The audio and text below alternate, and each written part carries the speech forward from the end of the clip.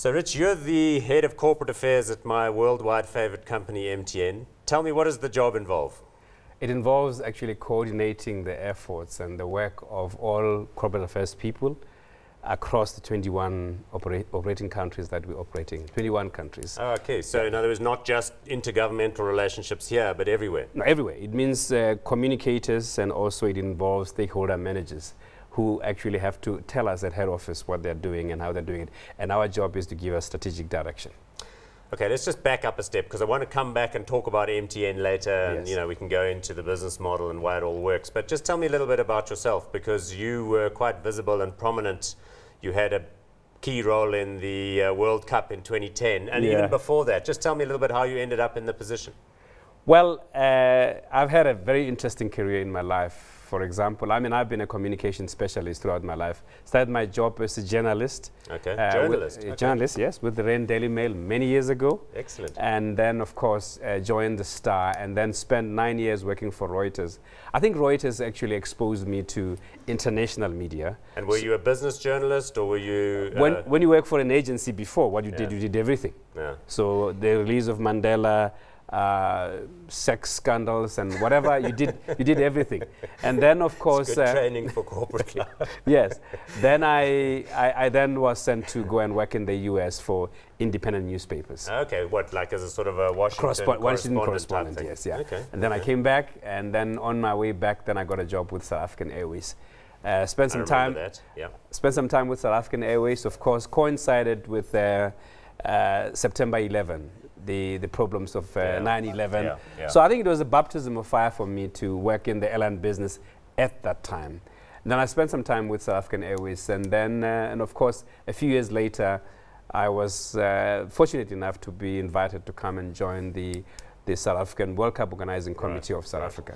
So you were the communications person for what they call the LOC, the Local Organizing Committee. Yes. But you were front and center with regard to how the event was going to be organized, who was going to be invited, how everybody was going to be accommodated, logistics, etc. My job was just to communicate our readiness in the country, and also work with FIFA to make sure that we implement the communication strategies. But it also involved liaising with the 32 countries which were supposed to play in South Africa, which meant that I spoke to the communication specialist in those countries. Right. So I didn't actually sleep for 2 years. Yeah, because of course we forget, but behind every team there was this massive media delegation that had to be kind of coordinated and to work out how they would reflect the event in the most 18,000 of them. We had to take care of 18,000 members of the media in 10 venues. So the preparations, and then of course the event itself, the coverage, the issues. The issues in many respects were just 3 of them. The one is our readiness. The second one was, of course, the outcry over whether South Africa is capable of hosting the World Cup, the issues of crime, and of course, Africa as a whole as many people call a basket case. So we have to make sure that we explain to the world that it's not the case. And we succeeded. And I guess because you'd worked in Washington, so you'd had this sense of how the foreign media works, how opinions are formed, how loose comments can affect people in one way or another, how incidents get picked up on. Indeed. The 2 major stories in my life, would it say, the President Bill Clinton's sexual scandal. Monica Lewinsky. While you were there? While I was there, Monica Lewinsky. So it was a good training for me. And then, of course, coming back was September 11, the airline problems that actually were encountered after September 11 and the security issues. And then, of course, during the World Cup, it was a combination of all of them. You have to deal with how the teams are going to travel here.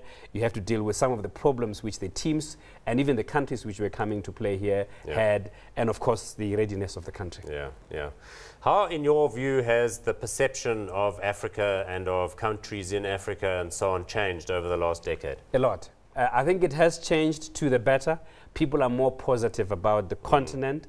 People are more positive about our country, South Africa. I was fortunate that since I've joined MTN, I've traveled to Switzerland, to Davos, and just to interact with the people. And I've been to London to see Manchester United and Barcelona. Even there was a social thing, and people were saying, "Oh, you're from South Africa. We had a good time." And I can say that many people are talking about how welcome they felt when they were in South Africa and how they would love to come back. So you're starting to see stories about the African economic potential, the Yes. billion people, how this is going to be, you know, in decades to come, the most exciting, rapidly expanding region Yes. of the world. A lot. Whereas, say, a decade ago, people would sort of have just uniformly negative perceptions. You know, if we go back to the coverage of the World Cup, and we realize that in 31 days, South Africa and Africa were in the sort of the dining rooms and even the living rooms of people, and people were talking about the country. It means that there has been exposure. And people who go back home and talk about how they had a good time, that translates into people wanting to come here and visit. That's tourism. And then the second one now, people are saying, but then what about investment? I mean, we have a lot of investment discussions. Yes. Yeah, and the one that you know, of course, that is still going on now is the issue of Massmart and, Walmart. And Walmart, yes. Because in some ways, that's such a big company, sends such a strong signal. Yeah. Okay, let's talk about MTN for the time we've got remaining. Like I say, it's one of my favorite companies because I'm really into the whole thing about mobility and how in the new generation, phones and people's connectedness to the internet and all of that sort of stuff. But as a company, obviously, it's got all of these global operations. We know that the margins are good and the company's done a very good job. You know, some of its competitors have stumbled and so on. How does it feel working inside the company? And are people inside as excited as I am as an investor on the outside? Of course, people inside are very excited to be part of a company which has become one of Africa's pride multinationals. So, I mean, just a month ago, we've reached 150 million subscribers, which means people are proud to connect other people from around the world. And of course, the fact that we operate in many countries with different cultures, different religions and beliefs actually makes it even more exciting. From Nigeria to Iran to Syria to Yemen to South Africa to Swaziland and all of those places. No, people are very excited, and MTN has grown in leaps and bounds during the past 17 years, and there's a future ahead also. So if you throw it forward and you look at companies like Verizon and AT&T in the United States, for them, mostly people have been saturated with regard to voice and the challenges moving into data and smartphones and so on. Do you have the same feeling as you move around Africa that people are beginning to embrace this technology and access the connectedness of the web and all of that stuff? Because that's important for the future of the business. Indeed. Otherwise, people start talking about how it's mature and you can't grow anymore. Exactly, a lot. Indeed. Just a week ago, I was in Kampala, Uganda, and there was nearly a riot when actually MTN's system was down and people couldn't transact their mobile money.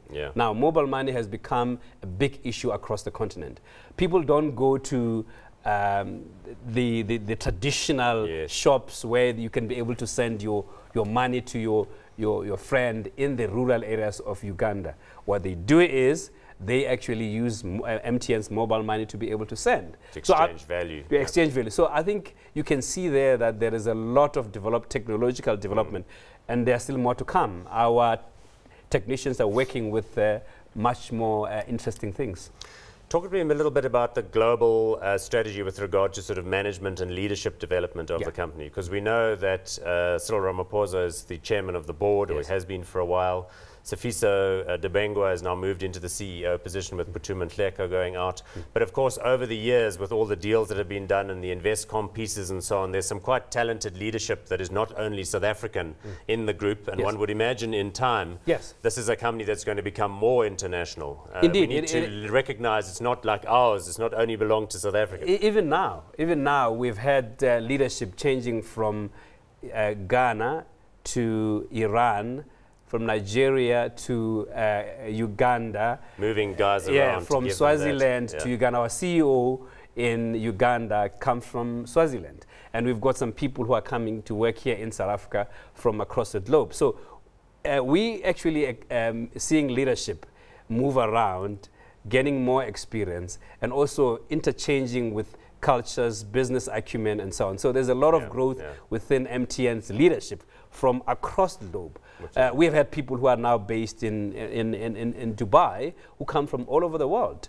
Our head of innovation comes from has worked for telecoms in Malaysia. Now he's working for MTN. Yeah. He was involved in telecoms in West Africa for us. He's now here going to be heading a new group commercial portfolio, which is quite good for us. Okay, and one final sort of investment type question. I mean, in your mind, as you move in the company, do you have the sense that this is a story about sort of broadening and deepening your existing sphere of operations, or can those of us in the investment world foresee fireworks, mergers, acquisitions, that kind of thing? That you wouldn't predict. You don't know what will be happening. About mergers and acquisitions, you don't know what will be happening tomorrow. But when I move around MTN groups and even at the head office, I can see a lot of excitement on new development, new things, maybe new acquisitions, which may be, you never know, maybe announced soon. But the truth of the matter is there is technology evolves. Yeah, you will never know what will happen tomorrow because there may be some new things. Now we talk about cloud computing. Now we talk about tablets. Yeah, you're right. So we can hardly imagine the innovations that lie down the line. Yes, indeed. With fancier devices, higher speed connection, everything becomes possible. We all get smarter. Exactly. No, I think things are going very well.